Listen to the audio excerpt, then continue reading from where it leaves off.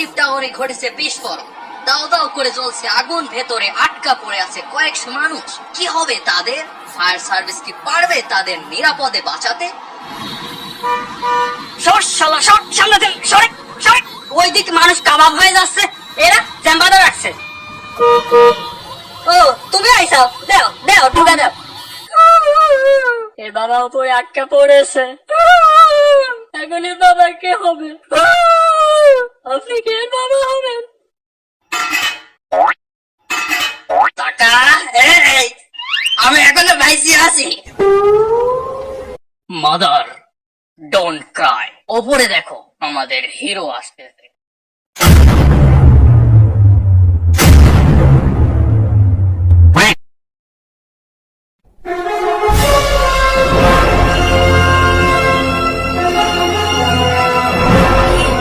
এটা কে?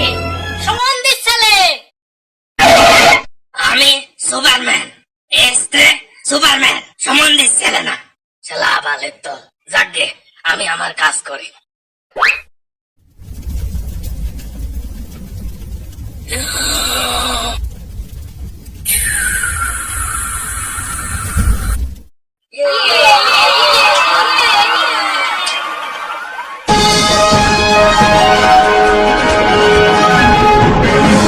কে এই বুইরা সুমন্দির ছেলে যে নিজেকে সুপারম্যান বলে পরিচয় দেয় আর মানুষকে বাঁচায়? আসুন তার কর্মকাণ্ড নিয়ে প্রশ্ন তুলি সরকার দলীয় নেতার কাছে। আরে ভাই, কোন এক বইরা মানুষ লাল কালারের জাঙ্গি আর বুকের উপর এস লিখলে সে সুপারম্যান হয় না। আসল সুপারম্যান তো আমাদের দেশের প্রধানমন্ত্রী। আর মজার বিষয় কি জানেন? আমাদের দেশের প্রধানমন্ত্রীও লাল কালারের জাঙ্গি পরে। বাহ, নেতা তো ইতিমধ্যে শুরু করে দিয়েছে পাচাটা। চলুন এবার শোনেনি বিরোধী দলীয় নেতারা কি বলে। সুপারম্যান, যাকে আমরা সুমন্দির ছেলে নামে চিনি, তিনি নিতান্ত একজন ভালো মানুষ, আর ভালো মানুষ আমাদের দলেই থাকে। সুতরাং সুপারম্যান আমাদের দলের রাজনীতি করে। চাচার কথা শুনে মনে হচ্ছে পৃথিবীর আশরাফুল মাখলুকাত তার দলে পাওয়া যায়। এসব রাজনীতিবিদদের কথা বিচিত তলে রেখে চলুন শুনে আসি সাধারণ মানুষ কি বলে। ভাই রে ভাই, সুমন্দির ছেলে আসার পর থেকে 50 টাকার লাল জাঙ্গি 2000 টাকা হয়ে গেছে। দেশটা কি মগের মূল্য? আরেকটা বেশি চমকানো খবর কি জানেন? লতিফ, এই সুপারম্যানটারে কেমন সেনা সেনা লাগতেছে না? ফটিক দাদা,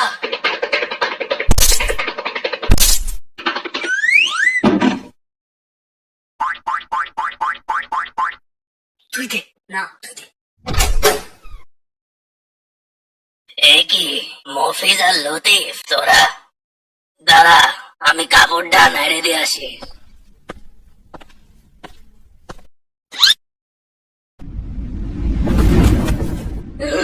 দাদা তুমি?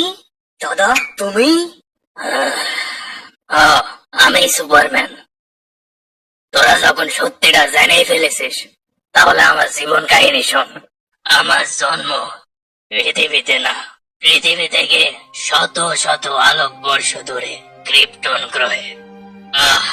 কত সুন্দরী না গ্রহটা। আমার বাবা ছিল ওই গ্রহের সর্দার, আর আমি তার সন্তানদের মধ্যে 108 নাম্বার। 108? কুত্তাও তো এত বাচ্চা দেয় না। গল্পের মধ্যে কথা বলবি না। ঠিক আছে দাদা। না বাবা, আর 108 জন ভাই বোন মিলে আমাদের পরিবার খুব হাসি খুশি কাটছিল। কিন্তু আমাদের হাসি খুশি আমার চাচা জবের অতীত সহ্য হয়নি। ঠিকই তো, কুত্তার মতো বাচ্চা নিলে কেউ। তোরে কি বললাম একটু আগে? ঠিক আছে দাদা। আমার চাচার হিংসা এতটাই বেড়ে গেছিল যে, যাও আমার বড় ভাইয়ের বংশ নির্বংশ করো। ওকে বস। কি হলো, আবার ঘুরে আসলি কে? না মানে বস, আপনিও তো আপনার ভাইয়েরই বংশ। তো কি বলেন, আপনারে দিয়েই শুরু করি। উত্তর বাচ্চা। সেদিন চাচা আমাদের উপর ধ্বংসলীলা চালায়। আমার বাবা কোনো মতো আমাকে। দাদা আবার কি?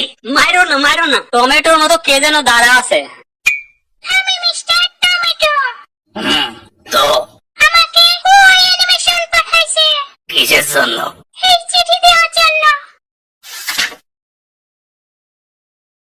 তোমরা যারা ভিডিও দেখতেছো সবাই লাইক দাও, আর নতুন হয়ে থাকলে সাবস্ক্রাইব করো। আর ভিডিও এখানেই শেষ। এই ভিডিও বন্ধ করো, ঝাপসাল না বাও।